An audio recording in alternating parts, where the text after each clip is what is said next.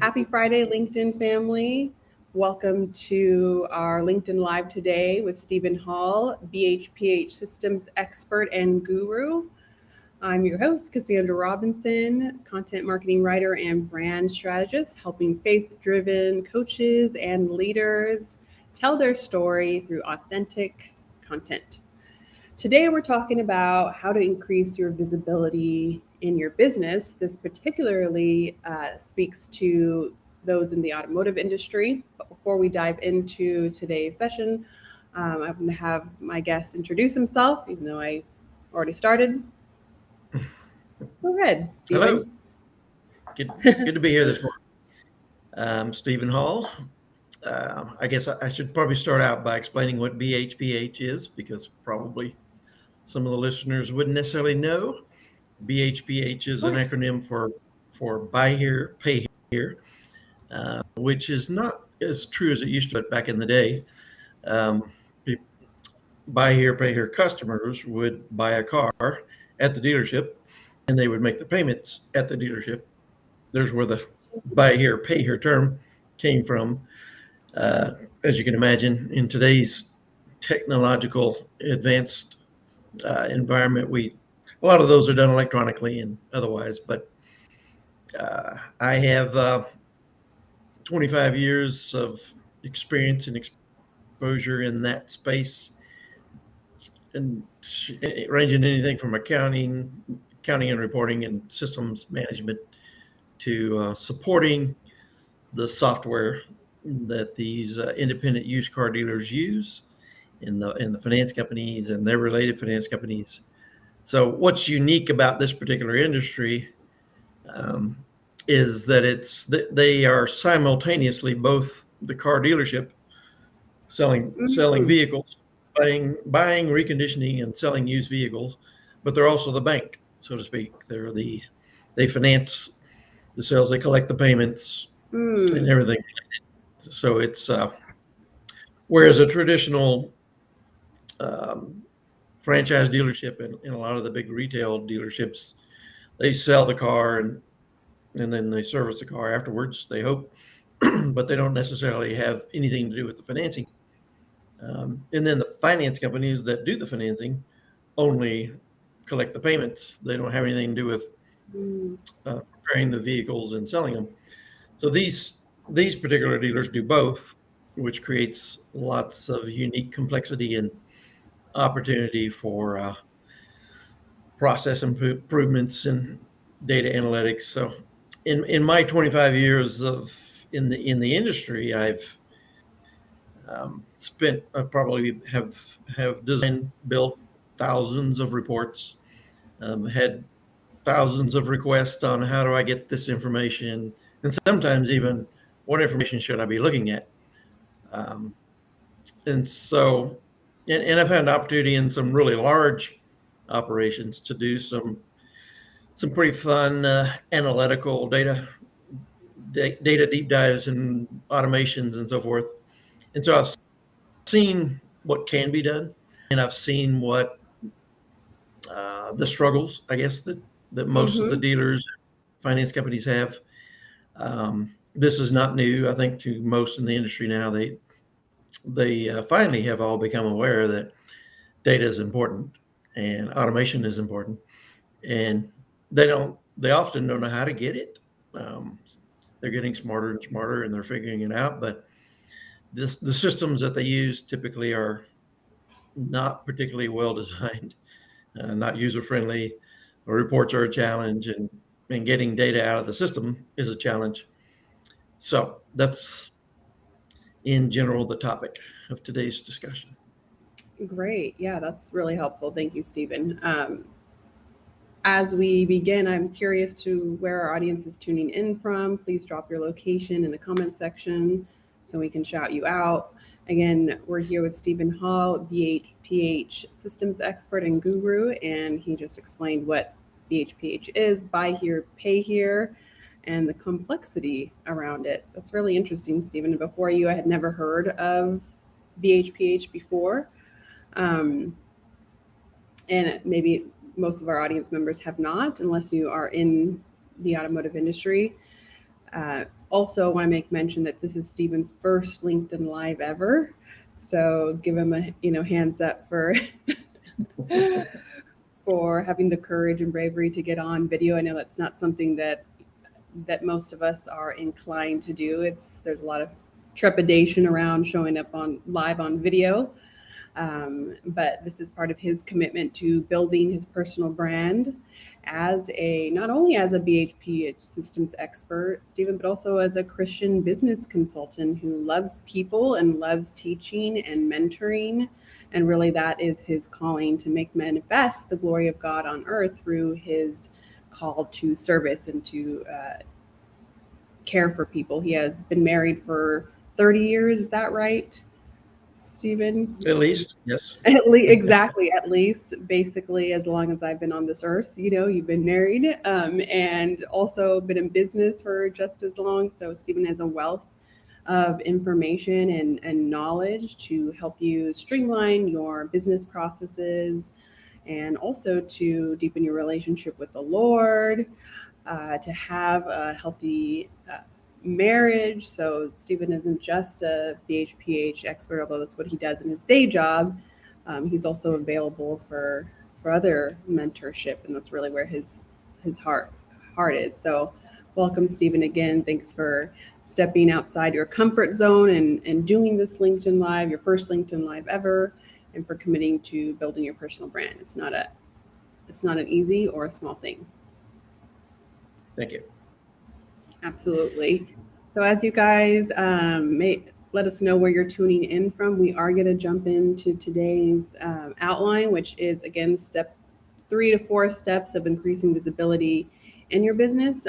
Stephen, who is this really specifically for? Would you say these particular steps, why it's important to increase visibility? Let's start with that. Why is it important? Why is it important? It's important. It's important because it tells you at least 3 things. One, it tells you where you've been, from a data standpoint. It tells you where you've been, where you are today, and if you use properly and interpreted properly, it can even where you're headed, which was extremely valuable to know where you're headed before you go there, so you can make adjustments as necessary. Okay, great. And then where you've been is the first reason why it's important, and you have a couple more reasons why visibility is important. Well, there's some other, some specific benefits. The way visibility, and let's talk about what that means first of all. When I talk about increasing visibility in your business, which is applicable to any business, in every business, including our individual independent businesses, but you need to measure things. You need to be able to, in today's world with artificial intelligence and machine learning and data modeling and all this fancy stuff that's become, quite frankly, pretty common, and it's out there for the world to use now. It's like downloading Microsoft Office and having an Excel spreadsheet. It's almost that available. Some of it's overstated, but most modern systems out there claim to have artificial intelligence, AI, and machine learning, which is ML. If you've ever seen AI and ML in some documentation you've seen, that's just writing software in such a way that it learns from itself. It can learn from cause and effect. It can learn from patterns. It picks up patterns and it says, okay, when this happens, this expected outcome is likely, and it starts picking those things up and making your systems more intelligent, which is great, especially in today's environment where you have such a labor shortage, skill shortage. That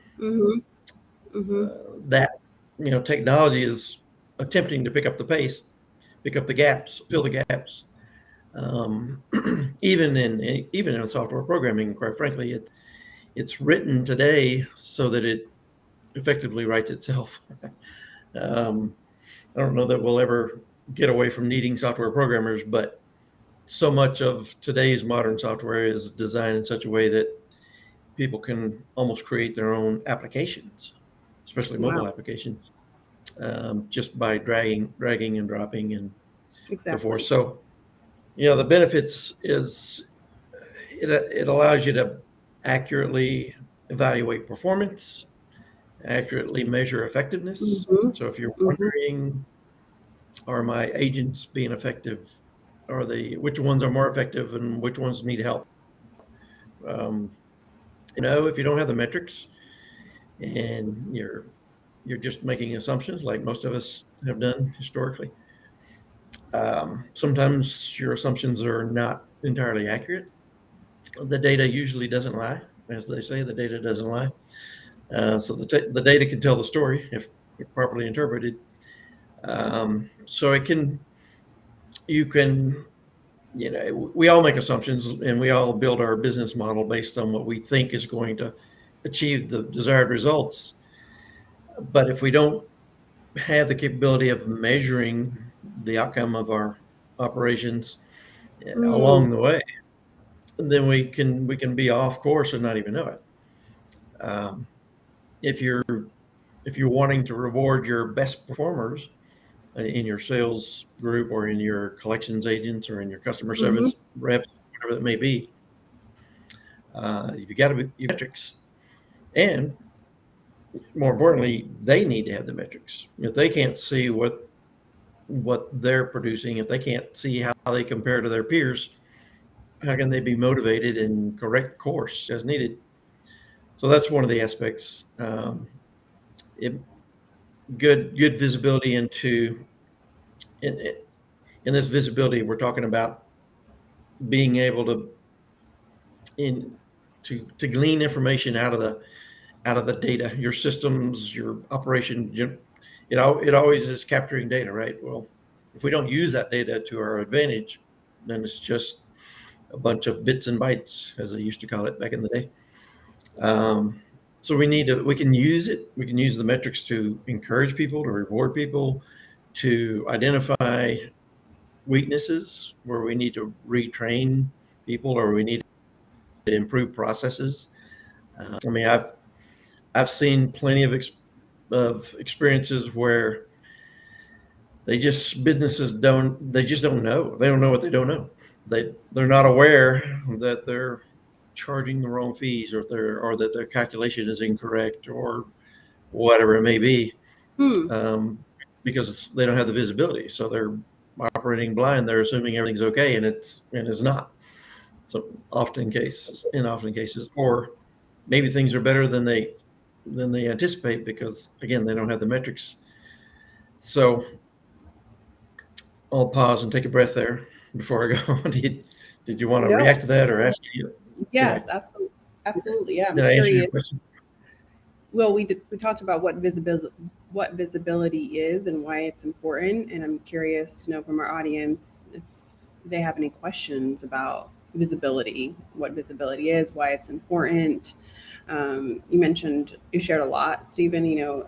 How important it is to understand your metrics and how that relates to your agent's performance and where you can improve as far as training is concerned. I would love for our audience to feel free to drop any questions here for you specific to um, what measurements specifically you should be looking at versus others, which ones are more critical for your business and for the health of your business, because I'm sure there are a lot, right? There's a lot of data happening, especially within the we're speaking specifically in regards to automotive industry. Is that correct? You asking me? Or just, yeah, I am asking you. I haven't necessarily gotten specifically about automotive related metrics right now. So far, everything I've said really applies to any business, quite frankly. Okay, perfect. Um, That's what I wanted to clarify. and, I'm sure to some extent I'm preaching to the choir because most everybody that's an astute business person knows these things, but sometimes it's helpful to point out the obvious and then talk about how do we get there? Maybe how Exactly. do we do it better? Yeah. Exactly. So that's just to clarify this. This is helpful for any and all businesses in any industry. We haven't necessarily niched down to the automotive industry specifically. So visibility is helpful in any small business. Most of our audience is small business owners, entrepreneurs, coaches, consultants. For all sorts of different industries. So visibility is essential for every business.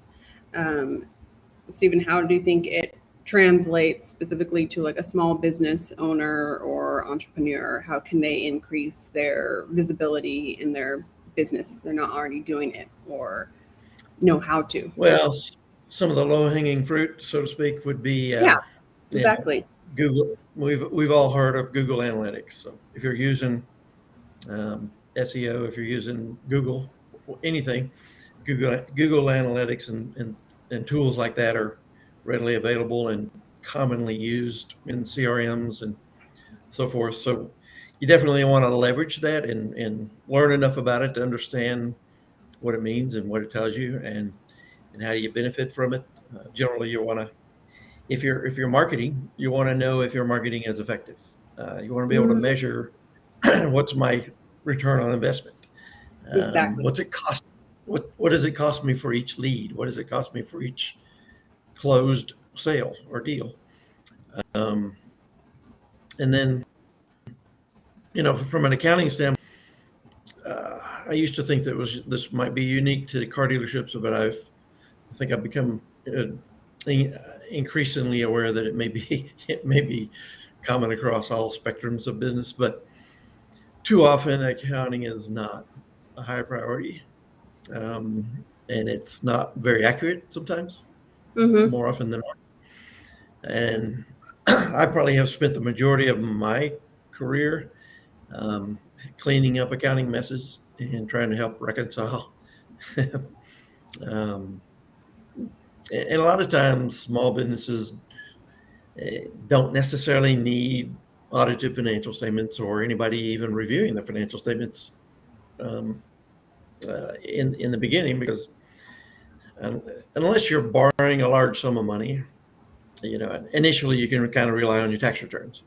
At some point, you're going to be at financial statement, and if it's a large sum of money, a lot of times the banks will just take your word for it, and it may be accurate, or you may think it's accurate.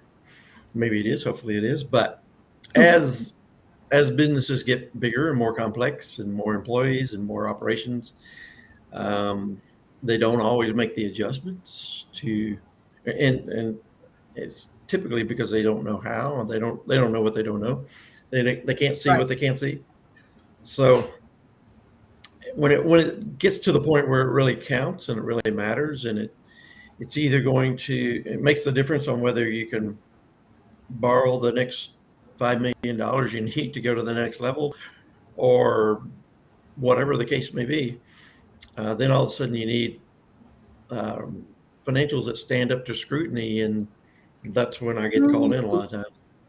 They realize, hey, nothing balances. The auditors Wow. are asking a million questions I don't have the answers to. So that'll cost you. And just some practical observations I've made is I see dealership operations spend 30, 40, 50 million, 30 to $50,000 a year in just CPA costs, just to get just so that they can get their financial statements in an order that they can present them. Um, in other words, they're doing all the financial statement reconciliations and so forth that the operators, the business owners, should be doing themselves, or their staff Right. should be, but they don't, either because it's not a high priority, or they don't have time, or they don't know how, or all the above. So they wait till the end of the year and pay their CPAs way too much money to do it. Um, so there's, that's part of the visibility. Part of the reason that financial statements are so important to lenders and investors, et cetera, is because that gives them a view into the operations. What's the outcome? Where's it going? Where have we been? What's the trend? trends are extremely important. If you can't compare this year to last year or month to month, um, it's that you don't know, and you can't communicate to anybody outside your organization how you've improved, hopefully, um, how your improvements in operations and processes are going to impact the bottom line going forward. There's in the buy here pay here specific world, I'll give you some quick specific examples where I've seen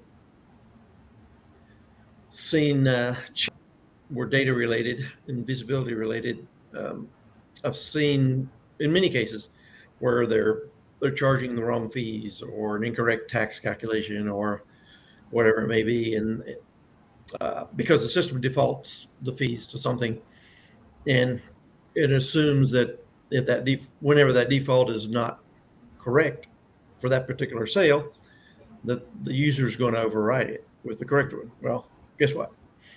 Because they don't have the visibility sometimes, because it's not obvious on the screen, and there's no intelligence built into the system, it's not happening. So I've seen situations where dealers are undercharging registration fees, for example, $50 to $100 per deal times 100 deals a month, and that can add up to several $1,000s a year.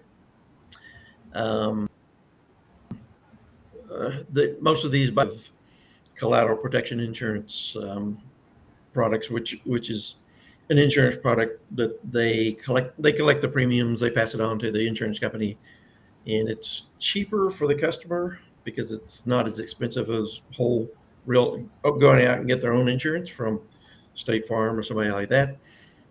But it's more affordable to the consumer. It really only protects the dealership for their collateral value, so that if the customer defaults or they total their car,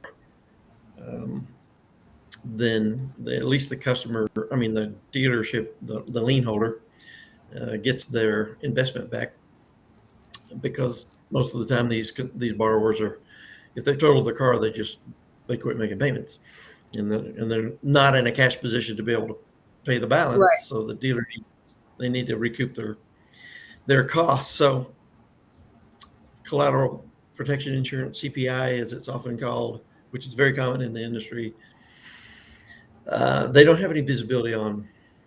Really, they think they do, but I've seen the backside of the data, and I've seen how ugly it is. They don't realize that many of their accounts don't truly have coverage, or they're paying premiums on accounts that do have coverage. So it's just a mess. And they don't have any metrics on what's the recovery rate and all that. Some of them do it better than others, but there's so many wasted man hours that goes into trying to manually get information that should be automated, and inaccuracies and mistakes.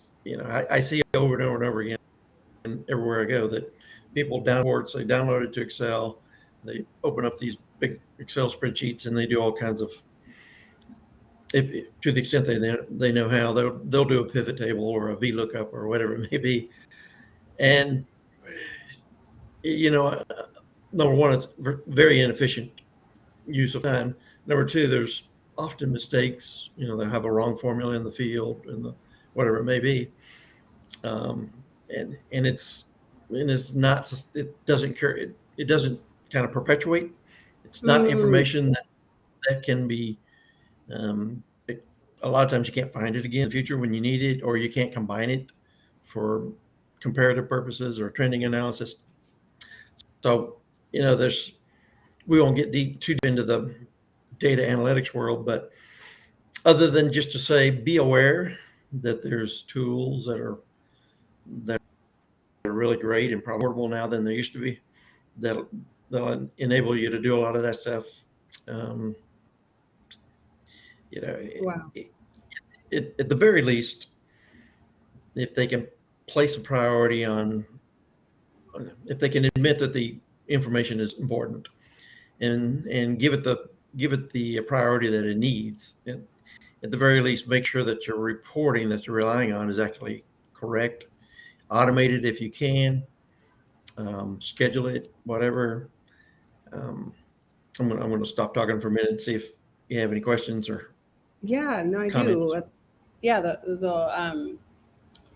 I'm curious, like we mentioned, a lot of our listeners are small business owners, entrepreneurs, consultants. How now that we know how important it is for visibility, and maybe they don't have that type of visibility you're describing, so that they could potentially get investing in the future, but their reporting or their analytics aren't clean or easily accessible.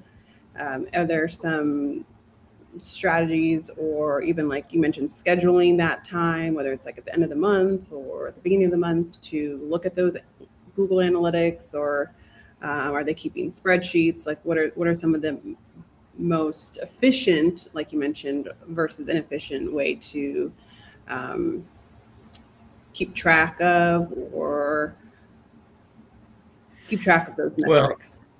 yeah, good question. I would definitely start with what's available, what you're already paying for. Most systems, whatever you're using, most of them have already built-in reports. A lot of them Sure. have custom report capabilities. Um, so obviously you want to leverage what's if there's reports available, and you just need to learn how to use better understand them, Good or point. you need oftentimes we'll use a report and we'll say, well, those numbers can't be right, so we'll quit using them, right? So we think Mm, instead of getting them fixed either by the software provider or somebody who knows how to fix it, we just give up. Or we rely on reports that are either that we know are not particularly accurate, and we do a bunch of manual manipulation to try to get to the right number, or we don't know that they're not accurate and we trust them mistakenly. But so obviously, I always start with what's already there. Um, mhm, find out as mhm. much as you can about reports that are in the system. Too often, unfortunately, the reports in the system are not particularly good ones, but the place to start. Um, Start. so Starting make place. sure you fully understand what they're how why they're Mm-hmm. designed the way they are, how the make sure you're using them for as intended. And then there's little things like a lot of times that you have an option when you go into build a report or save a report or whatever you want to do. Sometimes you have options, for example, to give you details only, summary only, without all the details. So if you just need the quick metrics, you can check that box that says summary only, and it only gives you the totals. You don't have to scroll through a 200-page report to get to the bottom to find the totals, for example. Little things like that, especially if it's one that you run every day or maybe even several times a day. Mm-hmm. If you can schedule the report to automate, like a lot of systems have, then schedule it, for whatever frequency you need it. Yeah, at the very least, make sure you schedule your month-end report so that they run automatically and you don't have to stay up in the middle of the night to run your reports, or your staff doesn't have to, because it's not fair for one thing, and it's not reliable. I mean, if something happens to them and the reports don't get run, and we all know that happens, then you don't have them. So, I used to tell people that one of the biggest challenges in the market that I've been in over the years is they have several different systems. And they have a QuickBooks for accounting, and they have a dealer management system for the dealership system, and who knows what else they have, shop and repair systems and all that.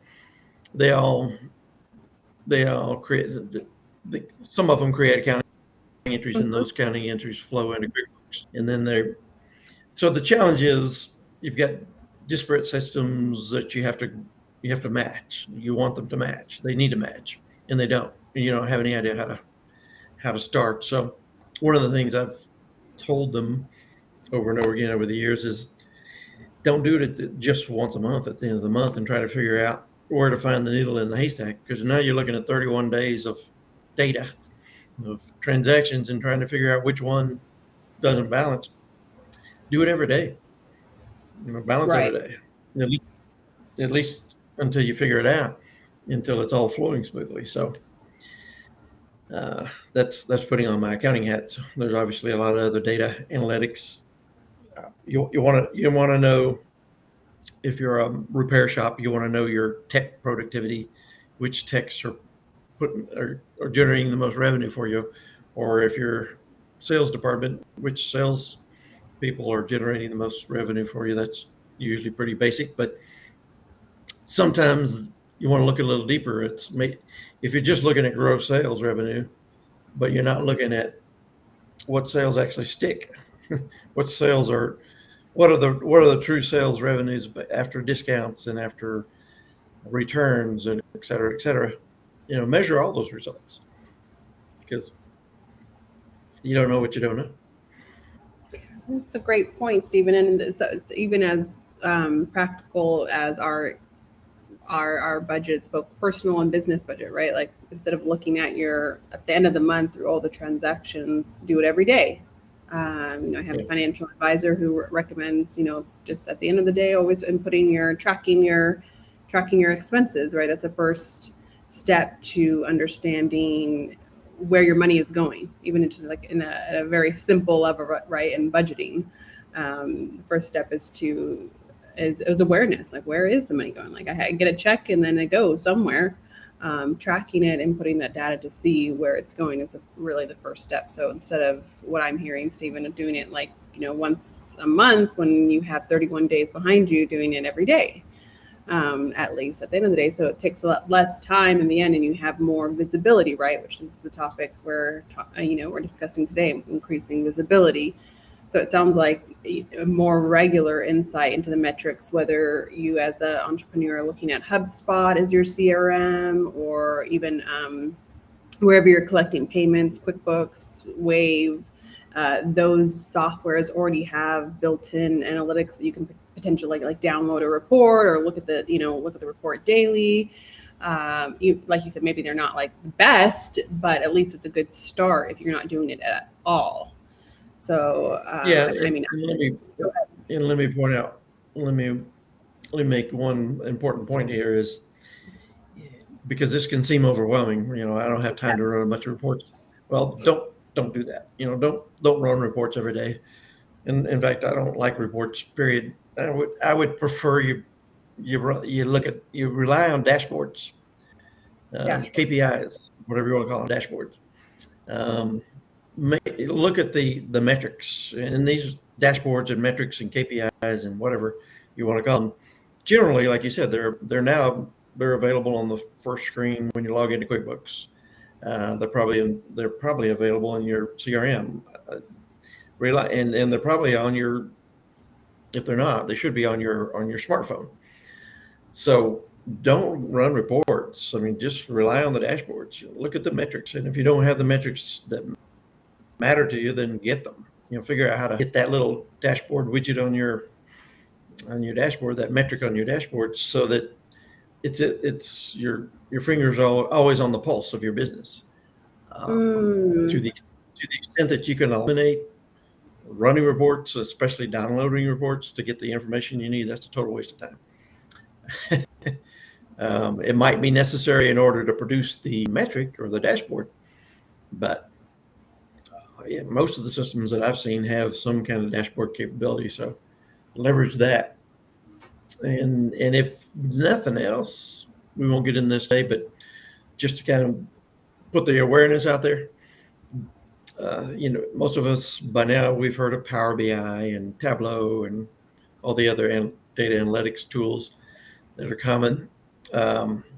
You can schedule, for example, a report that just has a bunch of columns that outputs to a CSV file or Excel file or whatever. You can schedule those, or if you have to run them, or have somebody run them for you once a day, but just to populate the data source. And then Power BI, which is very inexpensive if you have Microsoft Office already.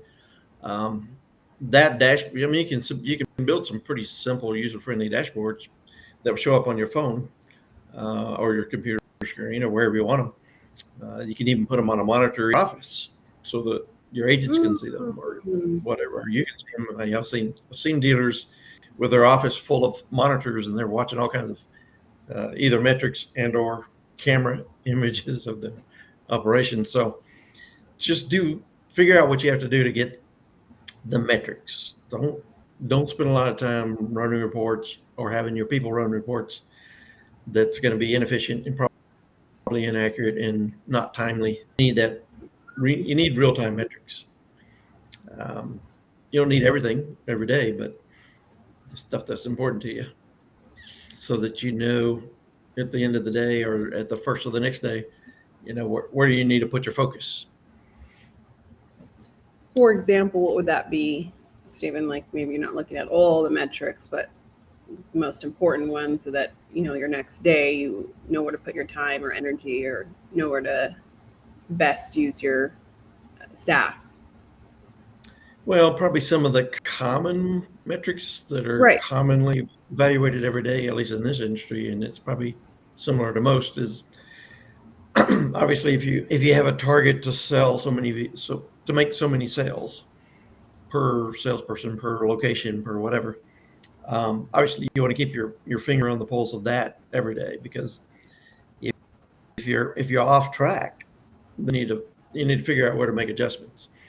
Because if you wait too many days or too much time, then you can't fix the off track.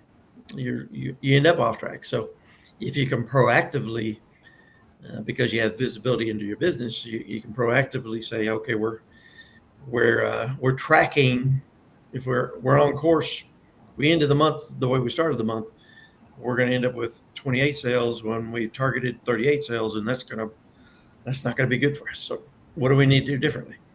And if it's a collections department and they're responsible for bringing the delinquency ratio down or collecting a certain amount of dollars or reducing charge-offs or whatever the case may be, those happen all day. I mean, literally 24 hours a day, payments are coming in.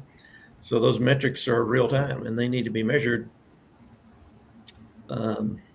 often enough by executives to know if you're on course and make adjustments as needed.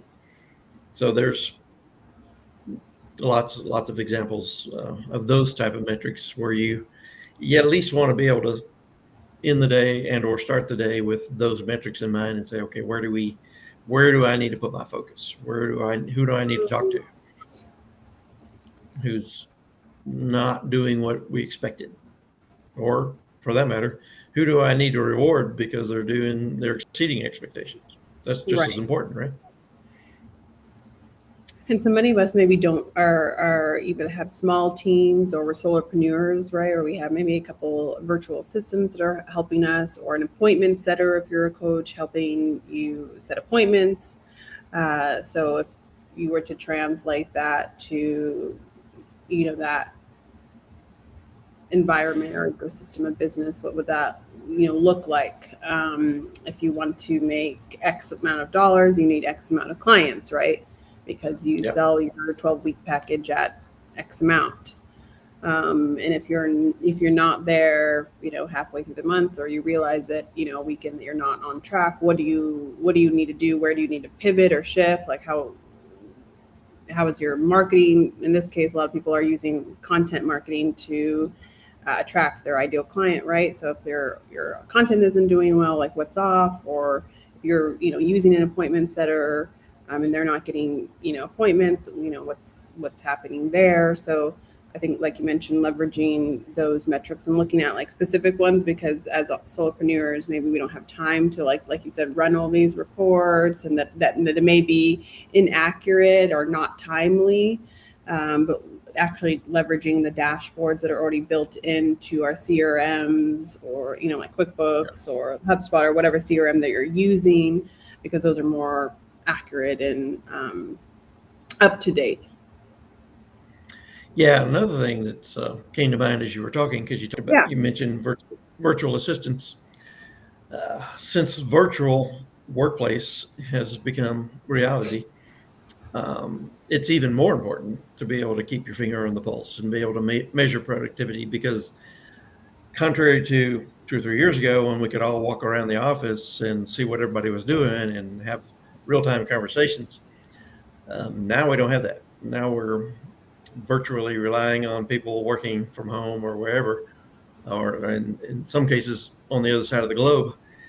And if we're outsourcing our call agents or business development center or whatever it may be, we have no choice to rely on metrics and data and analytics, and we've got to do it more real time because we can't see it. I mean, we're not there. So it's Good point. far more important today than it's ever been. Plus, it just makes you a lot more nimble, a lot more. You can when you can make adjustments faster because you have the information at your fingertips, then you're gonna be inevitably more successful, assuming you make the right adjustments uh, for the right reasons. Right. Um, What are and the? Go ahead. I was just going to say this: if you're not into digital dashboards and data analytics and all that, I understand it's not for everybody. And I'm not by any stretch an expert at it, but I know enough about it to know the impact that it has. It's probably not hard to find. In fact, you can hire people on. Cassandra could probably even introduce you to some outsourcing companies. I mean, you can hire people on Fiverr or whatever to do all this stuff for a lot cheaper than you could do it yourself. Um, That's a great point. you want to make sure that you're using your time for your highest and best use, as they call it in the appraisal business. Whatever your highest and best use of your time is, focus on that. Outsource the rest of it, Wow. but don't completely relegate it or delegate it to somebody else without understanding what you need and properly communicating what you need. But yeah, we could get deep into the weeds on that, but I think we've made our point so far, at least. Yeah, I think so. I think that's a great point, Stephen. Like, you want to focus, if you are a solopreneur, right, or you have a small team, you want to focus on the revenue generating tasks at hand that are generate revenue, right? Because you want to stay in business. So most of your time and energy is going to go toward those revenue generating tasks, like creating content and setting up sales calls with your potential clients, having those sales calls. Like, all that takes a lot of time, following up with potential clients, just even nurturing them, which is why it's so important. I'm realizing too in my business, like, to set up it's very popular, but sales funnels, click funnels, funnels that can nurture your clients once they reach out to or contact you, so you're not having to do that manually, right? Like, you have a system built out that's nurturing your audience and providing them with value, so that they do want to work with you. So you have that set up, those systems in place. Like, it's going to make like you said, your life a lot easier. And even with those, I don't have ClickFunnels now, but I'm assuming that ClickFunnels has metrics built into it, right? Or a dashboard or some kind of view into what's working or what's not working, or where maybe that people are dropping off or not continuing, or what have you, and how you can make adjustments or tweak your funnel so that it does keep them to the end of a purchase, right? It could be even something small like a digital download or an ebook that they're purchasing. So I would assume that those systems like ClickFunnels have those built-in dashboard metrics. Yeah. Yeah, they do, and that's an important part of those systems. They're designed, or they should be. But the good ones are designed to tell you proactively which campaigns or Right. have the best return on investment, which which advertisers, which channels are you getting the best results from, Facebook or Google, and Google, what's it called? Um, Google Ads, sorry. Um, whatever it is, YouTube, whatever. So not only what channels, maybe even what types of content you put out. So if you leverage the capability of those kind of metrics, so that you can keep tweaking and fine tuning your message and the way you deliver the message and the effectiveness, the results that you get from those. It's if you're advertising is a lot different than it used to be, but one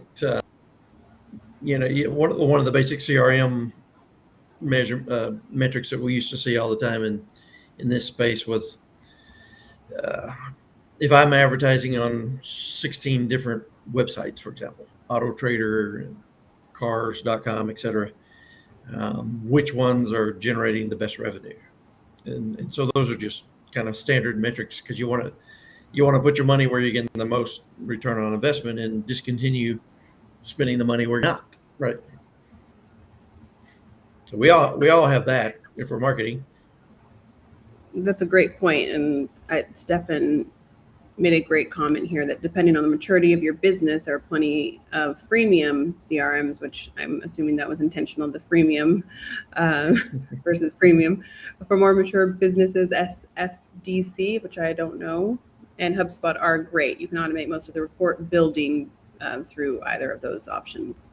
I'm curious, Stefan, what are some freemium CRMs that you would recommend for, let's say, small businesses or even entrepreneurs to automate their reporting and get insight and increase their visibility? I think that's a great comment. What are some practical, since we're talking about reporting, report building, what are some actual, there's a lot of CRMs out there for sure. Like Stefan mentioned, like maybe what are some, great CRMs out there that are free or have a low fee associated with it for coaches and entrepreneurs to get insight into their data and leverage that data. If you're not like you said, a number or data person, or that doesn't really excite you, and you're more like focused on other aspects of your business, like marketing, but you do want to take some time. It sounds like, just from based on our conversation, Stephen, like even if it's not your cup of tea, analytics and numbers and running these, reports and looking at dashboards, what would be like one, key takeaway for our audience today to, if nothing else, right? They went from not looking at any reports or any of the dashboards to, starting today to look at, some of those metrics. What would you recommend? Well, I would start with what does your gut tell you already? What's screaming at you probably that, hey, I need this metric. I need to know, where's my best return on investment for whatever. Who's my best agents, or my what are the metrics that you probably innately know, and maybe you're struggling getting that information. Start with what you need, and then talk to your software provider, your CRM provider, or your accountant, or whomever, or even me. Maybe I may or may not have the answer, but I can help you find it. Sure. And figure out how to get that in a digital dashboard, preferably. Lean on your providers. If you're using HubSpot or Salesforce, or Zoho is a really good one for small businesses, I would recommend. And there are lots of them, but they all have good analytics. Zoho definitely does. So does Salesforce, obviously. So you probably don't have to pay for those. I mean, it's probably already there and available. So start with what's free and what's sitting in front of you that you're not currently leveraging, and take advantage of that. And then ask around to other people in the industry or similar industries, what metrics do you guys rely upon? Because there may be some really cool metrics that you need to even thinking about that you don't know impact your business. I mean, I see that all the time. So people look at, in the automotive space, because they're both the dealership and the finance company, They're looking at things like how much recon do I have to spend on a vehicle? If I buy a 6-year-old vehicle, should I spend $600 on recon? Should I spend $1,600 on recon? And ultimately, on average, looking at the trends and the models, does that result in better loan performance, happier customers because of less mechanical problems? There's there's lots of ways now to take different information data from different systems and combine them and look at how they relate and the impact they have. So your CRM, obviously you want to at the measure the source, make sure you keep track on every deal. And I've seen this not even happen which is mind boggling to me, but make sure every new customer or lead that comes in, you know where it came from and you accurately measure the source, and then have metrics. If nothing else, have metrics based on your source. Not only on sales metrics, but figure out a way to say, okay, it looks like this source is getting me more sales, but now let's look down the road and say, how many of those sales are lasting? How many are falling apart for whatever reason because the customer's not satisfied, or it's a return, or I had to give deep discounts on the back end, or I had to give away a bunch of free support or whatever. I mean, look at all those, because don't just look at one thing. You want to really know, kind of drill down into your true return on investment. What's your net impact and pickup, and how many of those customers are coming back? That's another thing to measure is return. If your leads and your customers, how many of them are returns, or how many of them are referrals, and who referred them? Have a referral program, have a loyalty program if you can. A lot of that's built into CRMs too, which is, if you can get your customers being your sales force for free, that's the best sales you can get. That's so true. Brand ambassadors, if they can be your fan, your raving fans. I think it's like 1,000 raving fan. Yes, raving fans. Wasn't it something that you read, Stephen? Yeah, there's a book called Raving Fans that I haven't seen it or even heard of it in a long time, but I know it's out there because it's out there. I have it somewhere. If you can Google Raving Fans, the book, I think it was a Ken Blanchard book. It is a Ken Blanchard book. You're right. It's a great book. Every business person should read it. It's pretty awesome. Really?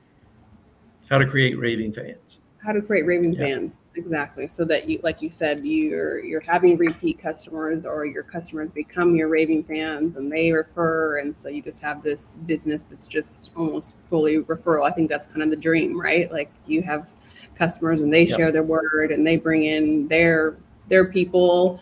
And it's just this awesome ecosystem that you've built based on the incredible transformation that you've provided your clients. And like you said, if they're not happy or if they're not receiving the transformation that they were looking for when they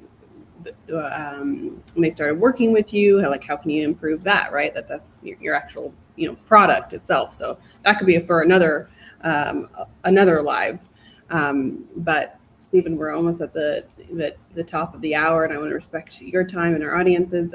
So how can our audience reach out to you, connect with you? What are you working on, Stephen, that you're looking for support with, or how can you what anything that you can share with us? What is there anything that you're working on? I know, but that you'd like to share. I will. I'll share it. I'll share a little bit of it. I don't want to give too much away, but I'll to answer your first question, you can certainly reach out to me via LinkedIn, DM on LinkedIn. My contact information has my cell phone number, and if you want to text me or call me, probably if it's a number that's not in my contacts, I won't answer it. But you can, just because I get lots of calls I don't want to take, as you can imagine, like most of us nowadays. True. You can DM me, and it also has my email address, which is probably the best way to reach me. And I'm pretty sure I still have the Calendly link on there as well. Yes. I want to say that you do, Stephen. So I actually had somebody out of the blue schedule a call with me, a dealer up in the Northeast somewhere recently. I No was way. like, wow, where'd that come from? Through Yeah. your Calendly? So, yeah, from my That's LinkedIn. so cool. From your LinkedIn. See, well, I'm glad that we set that up. So just to give you, this may not mean anything to anybody outside the buy here, pay here business, but if there's any of you guys listening or people that are, I am working very, very close to launching a brand new startup software company that will build a brand new state-of-the-art, full-blown dealer management system for the buy here, pay here dealership space, which is much needed because they need modern technology and they're demanding it from us. So we're about to launch that product. We have pretty aggressive goals. We're gonna work rapidly and do everything we can to get that thing on the market by at least by this time next year, and start getting dealers onto it. So it will literally be everything from CRM to financial statements and everything in between in one system. No integrations unless you want them.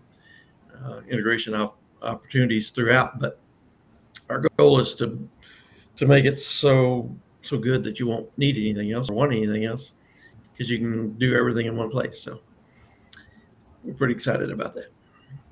That is amazing. So specific, what is your specific ask? Are you looking for investors? Are you looking for partners? Are you looking for dealerships that are interested and start getting on a list so that when this app is ready to launch that they can learn more about it? Or tell me.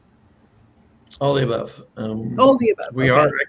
we are actively seeking investors. We're talking to prospective investors every day now. In fact, I'd probably be talking to somebody right now, but I had to tell them I was.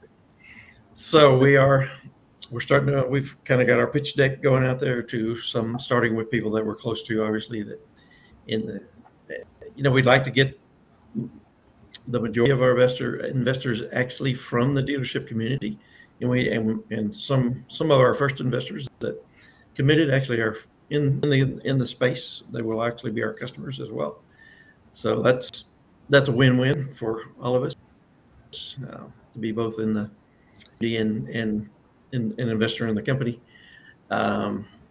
We want customers. We'd like to two things. Well, one, we'd love to get some people kind of pre-committed that would at least say, "Hey, if you do this, I'm in."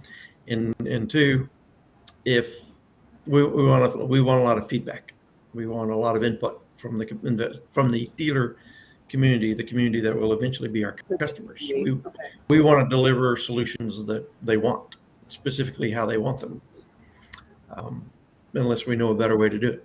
Sometimes we don't know what we don't know, but we are input from finance companies, from dealerships. We are open to learning more and communicating what we're doing and why we're doing it and how we're doing it. So that sounds awesome. So if you guys know or you are a finance company or a dealership or know a finance company or a dealership that would really benefit from this innovative software that Stephen and his partner are working on to be released around this time in 2023, please connect with Stephen on LinkedIn and or Stephen, you have a website too, right? Or do you not want to direct people to the website yet? Right? I think it's bhph.consulting. I okay. haven't been there in a while. But there's a way to contact you on, I think, your website as well. I have it too. Oh, you know what? No, don't go there because it's not, for some reason, it's not loading on my end. I don't know if it's just. Mine did, bhph.consulting. Yeah. BHPH. Oh, BHPH. Okay, never mind. I did BHPH consulting. So that'll tell you a little bit more about me and contact me. So yeah. Oh, perfect. Yeah, you're right. You can book a call with Stephen there. You can learn more about Stephen there via his website. Here, just drop the link to it. Again, anyone is involved or affiliated with the with dealerships or financing companies, really looking for feedback on this app. What do you need? How can Stephen, how can we improve this app? How can we make it the best app that you've ever experienced, as far as comprehensive, and you don't have to go anywhere else for everything from financial statements, like you said, Stephen, to what are some of the other functionality in Let's that? not leave out data analytics, but yeah, it will have everything they need from CRM, managing leads That's and right. prospects, to credit application processing, credit scoring, obviously buying and reconditioning. Even the of it will be built in as well. Vehicles, and ultimately not just vehicles, but our intention is to design it so you can do buy here, pay here, anything, any asset, any terms, and obviously so you've got the inventory management, the sales cycle, and then the financing. All the intelligent financial loan management system will be built in as well, and leveraging all of today's modern digital transfer, digital experience with the customer, maximizing the customer's experience and payment, making it easy for them to make payments, et cetera, et cetera. So we're going to leverage all that. So that's taking up all of Stephen's time right now, and he's carved out an hour to build awareness of this app that's going to be launching soon, and also for you guys to get to know Stephen. Stephen is an amazing person. He loves the Lord, and he loves people. So if you just want to reach out to him to connect, also accounting professionals out there who are experiencing burnout too, he can mentor you there. Again, Stephen's a wealth of knowledge and information. He's a great wooby, if you've ever heard that word. A light, what was it? A lighthouse, in the midst of the storm. In the midst of the storm. That's Stephen. So again, thanks for joining us today for an insight and an insightful discussion around increasing visibility in your business. This is the first LinkedIn Live for Stephen and I, but it won't be the last. Until next time, have a great weekend. It was good. Thanks. Thank you. Bye.